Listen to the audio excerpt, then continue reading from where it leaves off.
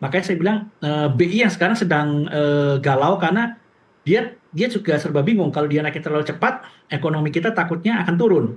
Tapi kalau nggak dikejar, begitu The Fed naikin lagi, otomatis spreadnya akan mengecil lagi. Nanti asing bisa kabur lagi, nggak jadi masuk Indonesia. Jadi memang ini adalah dilema bagi BI gitu loh. Harapannya sih semoga Amerika inflasinya rendah sehingga Amerika The Fed tidak menaikkan suku bunga sehingga kita bisa menaikinya pelan-pelan gitu loh. Dan langsung Seperti itu. saja kita beralih ke segmen Market Lock.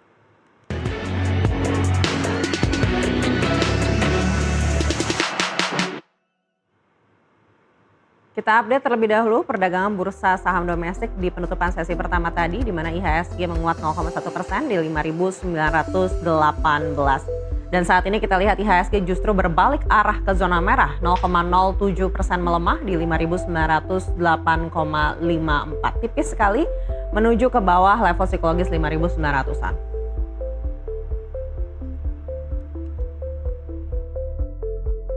Berikutnya kita lihat seperti apa pergerakan mata uang Garuda terhadap dolar Amerika Serikat. Nilai tukar rupiah menguat pada perdagangan Jumat siang sesi Asia ketika dolar AS melemah. Meski demikian penguatan ini masih tertahan di atas level psikologis 18 ribuan ketika pasar tetap mencermati prospek kenaikan suku bunga The Fed. Indeks dolar AS atau DXY melanjutkan penurunan selama 3 hari berturut-turut ke sekitar 100,8 dan pelemahan terjadi ketika pasar masih menilai prospek suku bunga Federal Reserve, sementara harga minyak justru menguat tipis dengan WTI di 72,26 dolar AS dan Brent di 76,51 dolar AS per barel. Risalah rapat Juni menunjukkan para pejabat The Fed semakin mencemaskan inflasi dan tetap membuka peluang kenaikan suku bunga tahun ini. Meski berbeda pendapat mengenai waktunya, menurut CME FedWatch, pasar memperkirakan peluang kenaikan suku bunga sekitar 63,5% pada bulan September dan 81,1% pada Desember 2026. Kita lihat saat ini rupiah masih mampu menguat 0,31% di 18.450 per 1 dolar AS. Eloy Chan dari MUFG menilai volatilitas rupiah telah mereda setelah Bank Indonesia memperkuat langkah dukungan termasuk melalui kenaikan suku bunga acuan dan imbal hasil SRBI yang lebih tinggi. Namun ia menegaskan bahwa rupiah tetap sensitif terhadap imbal hasil AS yang lebih tinggi, sementara latar belakang makro domestik dinilai agak kurang mendukung di tengah kontraksi manufaktur, pelemahan ekspor, defisit perdagangan dan inflasi yang mendekati batas atas sasaran BI.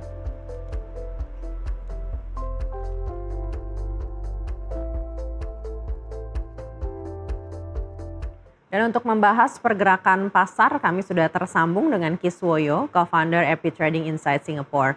Ya Pak Kiswoyo, kalau kita melihat pergerakan dari IHSG saat ini, apakah di waktu-waktu terakhir menjelang akhir pekan ini menurut Anda masih ada peluang akan balik arah atau rebound? Kalau dilihat memang sebetulnya kalau kita lihat pertama IHSG itu memang masih udah berhasil ketahan jadi tidak turun lebih dalam. Jadi sebetulnya setelah jebol di bawah level 6.000 ini dia ada level psikologis itu 5750. Tapi itu masih jauh. Di atas 5750 ada support di area sekitar 5.800-an.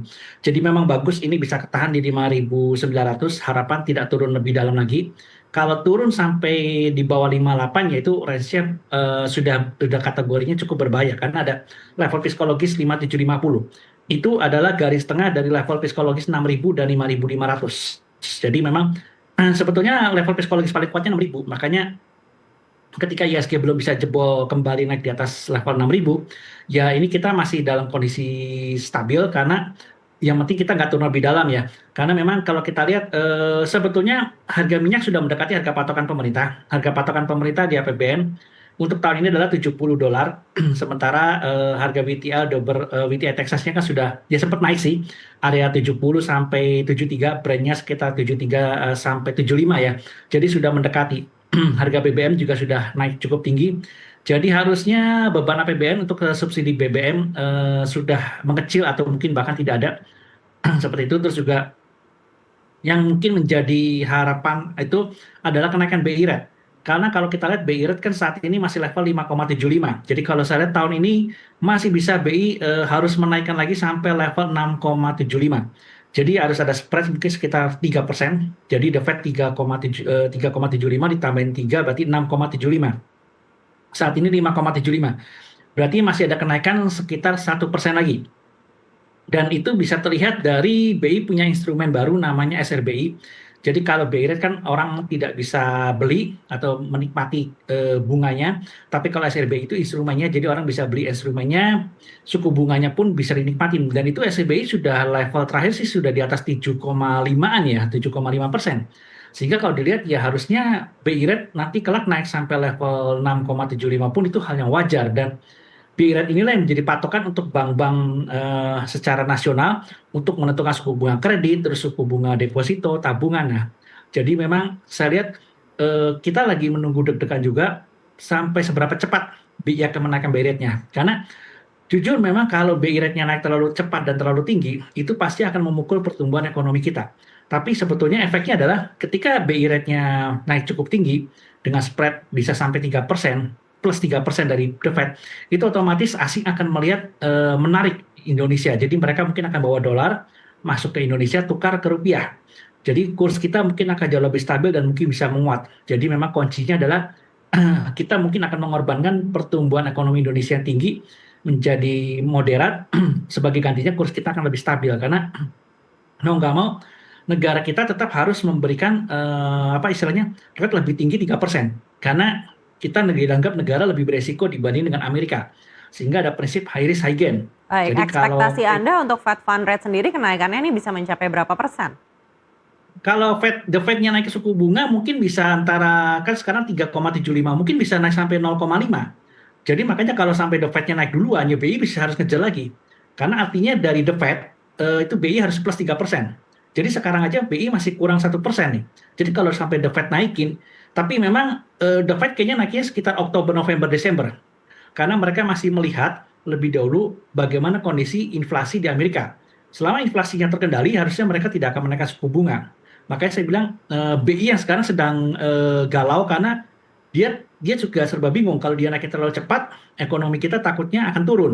Tapi kalau nggak dikejar, begitu The Fed naikin lagi, otomatis spread-nya akan mengecil lagi. Nanti asing bisa kabur lagi, nggak jadi masuk Indonesia. Jadi memang ini adalah dilema bagi BI gitu loh. Harapannya sih semoga Amerika inflasinya rendah sehingga Amerika The Fed tidak menaikkan suku bunga sehingga kita bisa menaikinya pelan-pelan gitu loh. Seperti Baik, itu. kita sudah lihat upaya Bank Indonesia sebelumnya menaikkan suku bunga, memang ini bisa menahan rupiah untuk tidak jatuh lebih dalam, tapi nyatanya saat ini rupiah masih di 18 ribuan begitu. Kalaupun nantinya ada kenaikan suku bunga lagi, Anda lihat apakah ini akan efektif untuk membawa rupiah ke penguatan yang lebih signifikan begitu dari yang selama ini sudah terjadi?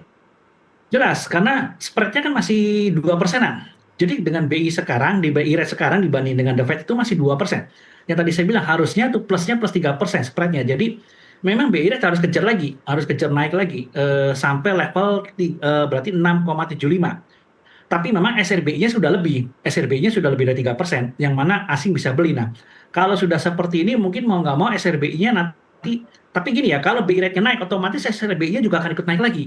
Jadi memang ini sebetulnya buat dilema buat BI ya, karena BI sudah berusaha lah dengan jual instrumen baru SRBI lebih tinggi dari 3%, asingnya juga saya lihat banyak masuk, makanya kemarin terlihat cadangan devisa kita naik. Padahal kan kemarin-kemarinnya sebelumnya beritanya BI intervensi kan, intervensi kurs. Tapi kok cadangan devisa bisa naik, yaitu karena ada instrumen SRBI-nya. Baik. Jadi BI langsung buru-buru dapat dolar lagi gitu, dolar Baik, masuk. apakah pelemahan kurs ini menjadi sentimen negatif utama yang menurut Anda membuat investor masih wait and see untuk masuk ke pasar saham kita? Betul, karena biasanya mereka asing itu akan masuk dulu ke obligasi, setelah mereka menikmati obligasi atau ya SRBI lah gitu ya, mereka merasa nyaman, enak, nanti mereka baru akan pindah lagi ke saham. Jadi memang step awalnya adalah mereka akan masuk ke obligasi dulu gitu. Jadi setelah dari obligasi ke saham itu mereka butuh waktu sekitar sorry 1 bulan sampai 3 bulan. Jadi memang ini take time lah. Ya bisa sih lebih cepat. Biasanya kalau saya lihat dulu sejarah bisa sih lebih cepat antara 2 minggu sampai 3 minggu. Jadi memang mau nggak mau ya BI rate atau SRBI-nya harus naik lebih tinggi dulu, baru nanti investor asing masuk cukup banyak.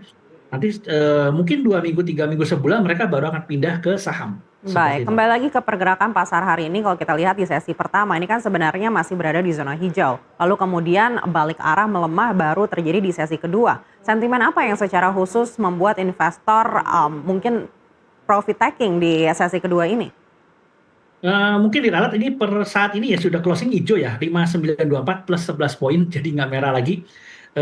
sudah menjauh lah. Jadi memang benar bahwa level 5.900 harapan tidak dijebol, itu menjadi pertahanan IHSG setelah turun di bawah 6.000. Jadi saat ini memang sudah plus 11 poin. Jadi memang ya saat ini saya bilang IHSG-nya masih sideways ya, range-nya kecil banget karena transaksi juga mengecil. Pertama, kita lagi musim World Cup, jadi ada FIFA World Cup ini, jadi memang sebagian duit itu biasanya pindah atau mereka karena apa nonton bola di pagi dini hari jamnya biasanya selalu menurun transaksi ya. Pertama, yang kedua juga orang lagi menunggu imbal hasil itu saya bilang BI rate sama the Fed, BI rate sama SRBI-nya. Baik. BI rate-nya, kalau BI rate-nya naik, jadi mungkin orang baru akan tertarik lah Baik, nanti ke Pak depan. Kiswoyo, kita akan sama-sama melihat seperti apa penutupan perdagangan di mana IHSG kembali lagi ke zona hijau setelah melemah cukup signifikan di sesi kedua tadi.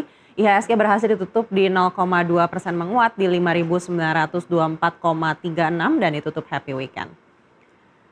Baik Pak Kies, kalau kita melihat saat ini IHSG ditutup di happy weekend begitu ya di zona hijau. Tapi sebesar apa resistensi IHSG untuk tidak balik arah di awal pekan depan? Apakah mungkin IHSG bisa kembali lagi ke level psikologis 6 ribuan di pekan depan? Pertama sebetulnya kalau kita ingat bahwa awal tahun ini, awal mula dari semua bencana ini selain MSCI adalah orang bicara, ya kalau MSCI adalah fokusnya langsung ke pasar saham, orang berkaitan dengan trust ke APBN. Itu adalah karena kenaikan harga oil yang terlalu tinggi. Ya kalau kita lihat biang kerok harga oilnya sudah turun kembali. Jadi selama harga oil masih stabil di area sini-sini aja, ya artinya WTI-nya tidak lebih dari 73, Brent-nya tidak lebih dari 75 dolar per barel, harusnya APBN kita sudah aman. Terus yang kedua juga pemerintah sudah bilang MBG ini kita sudah diliburkan juga, libur sekolah, MBG-nya libur, tahun depan juga dana yang dialokasikan untuk MBG sudah dikurangi juga. Jadi harusnya ketakutan soal APBN kita sudah berkurang, tekanannya untuk ini defisit akan besar dan sebagainya harusnya sudah tidak ada. Jadi memang kalau saya lihat market saat ini tinggal menunggu good news. Bad news-nya semua sudah selesai dan sudah diselesaikan, artinya sudah tidak ada bad news lagi. Harga oilnya juga udah rendah, tadi saya bilang soal defisit APBN ya, harga oil udah turun, MBG juga sudah dikurangin, tahun depan pun MBG dikurangin, jadi harusnya sih sudah tidak ada masalah lagi. Tinggal kita memang menunggu good news. Jadi memang ada yang ditunggu itu tanggal 26 ya, kalau nggak salah tuh bulan ini, itu adalah rating dari S&P. Jadi kalau kita lihat Moody's dan Fitch sudah mengeluarkan rating, investment rate-nya, grade-nya tidak diturunkan, hanya outlook-nya. Nah, S&P ini memang kemarin gosipnya ada banyak. Yang terakhir kali itu bukan S&P lembaga rating, tapi itu indeks lah, provider indeks. Jadi skala kayak MSCI lah, cuma kelolaan duitnya lebih kecil karena dia memang lebih besarnya di Amerika. Nah, kalau lembaga rating S&P yang ditunggu-tunggu oleh market, ini biasanya dia selalu delay, artinya tidak pernah mendahului. Jadi kalau Fitch dan Moody's masih memberikan kita investment grade, tidak pernah ada ceritanya S&P langsung menurunkan downgrade di bawah investment grade. Karena dulu waktu kita naik rating juga sama, S&P itu telah 1 tahun. Moody's dan Fitch sudah naikin kita investment grade, S&P tunggu 1 tahun kemudian baru naikin. Jadi kalau kita lihat polanya, Fitch dan Moody's sudah menurunkan outlook-nya dari stabil ke negatif. Kemungkinan besar mungkin S&P juga sama, paling banter outlook-nya diturunkan dari stabil ke atau netral ke negatif. Tapi investment grade-nya saya yakin tidak akan diturunkan. Karena Fitch and Moody's-nya belum. Tapi syukur-syukur good news-nya adalah S&P kan kemarin sudah ketemu juga dengan Menteri Keuangan kita juga. Terus apalagi dia mungkin melihat bahwa harga minyak turun, MBG dikurangin. Ya harusnya semoga kalau outlook-nya ternyata tidak diturunkan, tetap netral atau stabil, mungkin itu akan menjadi good news. Tapi kalau sampai outlook-nya diturunkan jadi negatif pun mengikuti Fitch dan Moody's, ya kita market sih tidak kaget. Karena memang sudah price in lah seperti itu. Baik, kita tunggu nanti seperti apa. Sekali lagi terima kasih sudah bersama kami Pak Kiswoyo. Sampai berjumpa lagi di lain kesempatan.